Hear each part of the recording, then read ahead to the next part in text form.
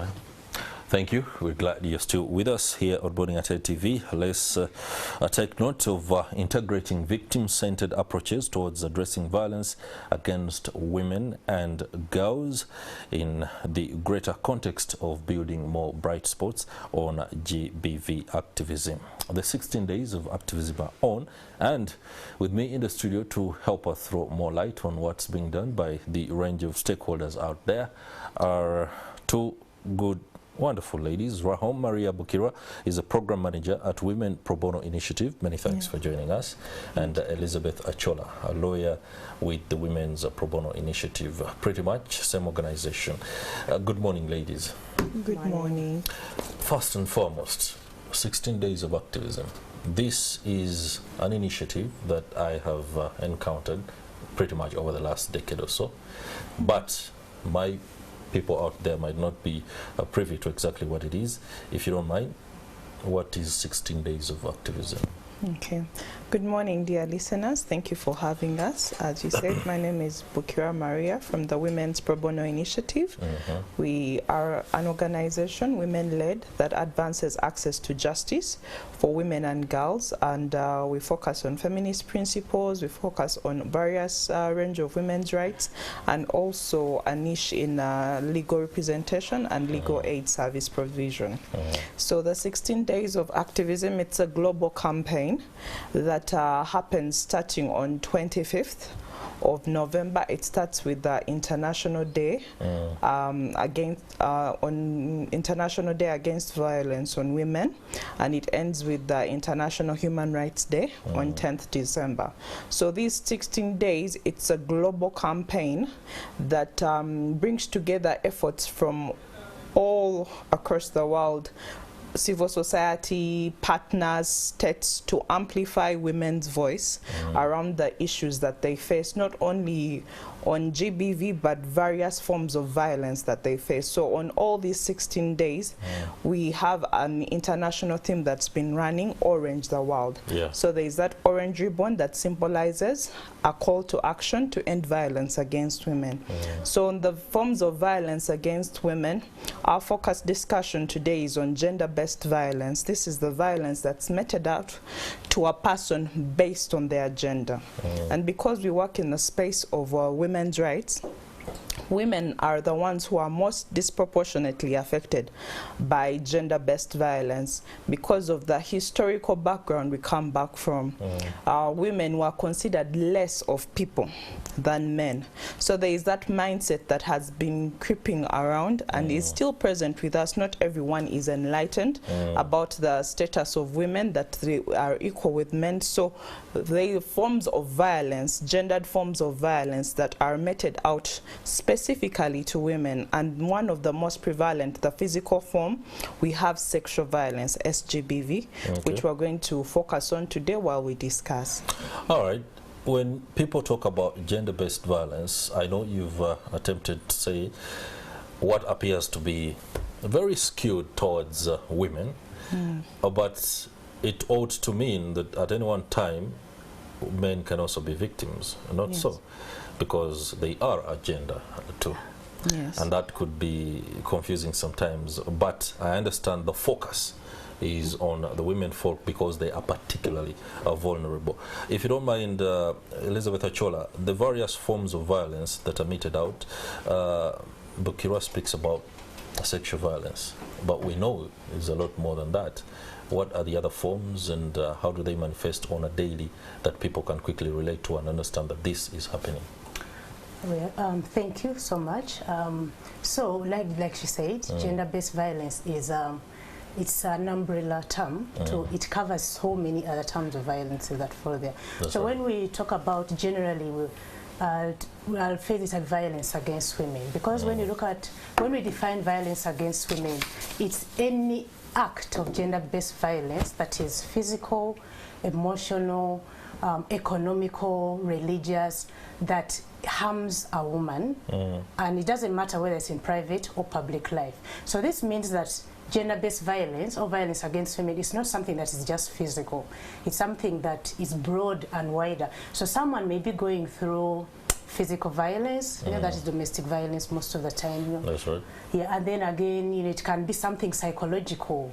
You may have experienced something maybe as a child or something in the community. Something that has not happened to you physically, but mentally it has distorted how you think. I'll use the analogy of a glass. You see, when you have a glass, it's all whole, like here. But then once it breaks or cracks, you try to put it back. It doesn't remain the same way. It doesn't, yeah. So that is now how violence affects a person.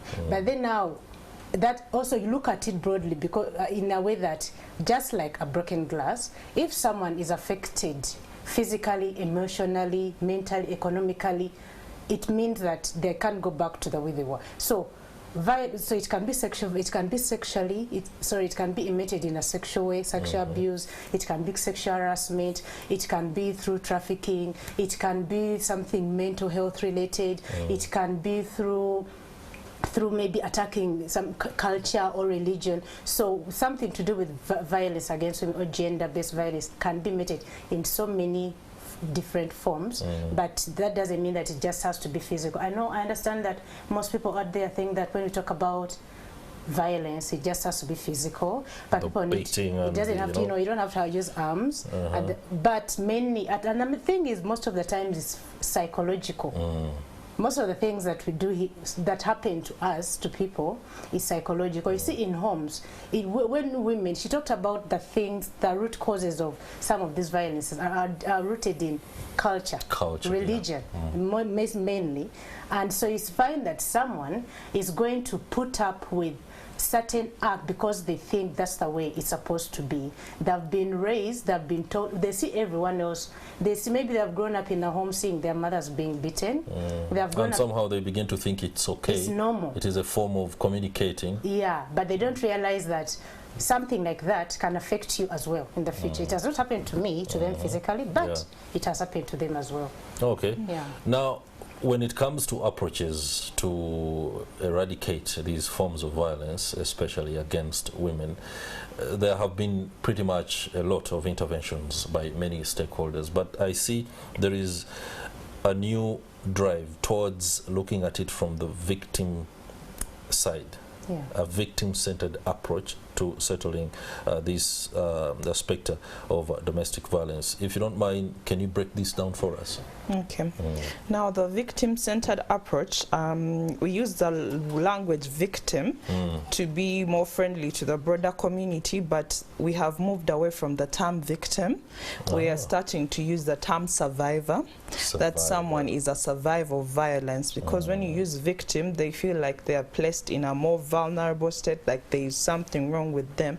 So survivor helps them to know that they are progressing to moving from something that was done to them and it was not their fault. So why we are focusing on victim-centered approaches is that there are so many interventions that are done, but they leave out the person who has been damaged the most. So the reason why we're having victim-centered approaches is there are so many narratives that have been moving around. There are so many myths that have been coming around about survivors of violence. For example, especially women, when you talk about SGBV or the form of sexual violence, when a woman goes to report an offense of a sexual nature, some of the questions that are focused towards them, what were you wearing, where were you, and it's moved away from the perpetrator. That's right. So there's a lot of shame. There's a lot of re-victimization. There's a lot of stigma. There's also discrimination that comes with being a survivor of violence. So this approach puts the survivor in a place where they feel safe. That's right. They feel believed, and one of the reasons that we have so many unreported cases of violence is people do not trust the system. They do not trust that they feel safe. They do not trust that they will be believed, or they do not trust that there are measures in place that will focus on their well-being beyond what happened to them. You'll see what has been happening with the cases of teenage pregnancy. It's also a form of violence against women, because that's sexual violence. These are underage girls. They are being defiled. But there has been word around of what were these girls doing, and the perpetrator is left unblamed, and they are being shamed, they are being re-victimized. So to come out of this cycle of violence that happens where the perpetrator goes unchallenged, we have to focus on what the victim is saying. We have to look at their dignity, the dignity of the person. We have to look at their ability to make choices. When this happens to them, the choice to report. You have cases of young girls who don't even have opportunity to report. The families would rather settle this. Like, this is a sexual violence, you're going to shame the family, you should be married off. Or there are instances of access to contraception, access to medication that can help in terms of remedying what happens to them when they have sexual offenses meted out towards them. And then there is a narrative that is propagated that she wanted this, she should not have this option, or she should be silenced. That's right. Yes, so promoting their agency, but also changing people's mindset about the victims, that this is not something that someone wants done to them, or understanding where they're coming from. For example, women who are in abusive relationships, the first question is, why don't you just leave? They don't look at context. Don't look at context. There's so many factors. There is a psychological aspect that my colleague talked about, ensuring that even when someone is going to the justice system to report, those things are holistically addressed, that someone may not be in the mental state to go and appear before a police officer. Is there room for them to be first rehabilitated before they can take their statement, or they are pressurized and their inability to take a statement is considered that the offense did not happen? So that is why briefly we are looking at victim-centered approaches. All right, I was going to throw a question on the measures that the Women Probono Initiative is undertaking to promote this particular SRHR initiative, but you've already sufficiently talked about it. What's the way forward now? What are the recommendations coming from WPI in the push for eradication of GBV? The thing about advocacy and changing the norms, especially on GBV, is continuous communication. We have to continuously do what we are doing. If we need something to change, regardless of the 16 days of activism or anything that we are doing right now, even as we continue for moving forward and working alongside other people, we need to continue sensitization, because, you know, especially in the communities.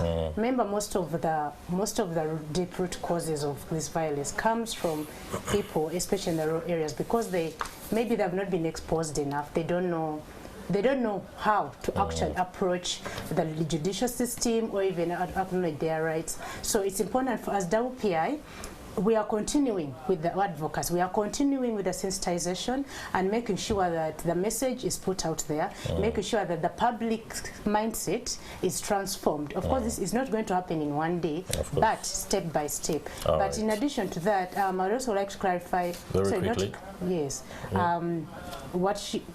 Just another addition on the victim-centered approach. As WPI, we are a legal organization, so when we are handling cases of GBV, it's important for us and the public that we are working with to guide the clients on the terminologies of victim and survivor that she talked about.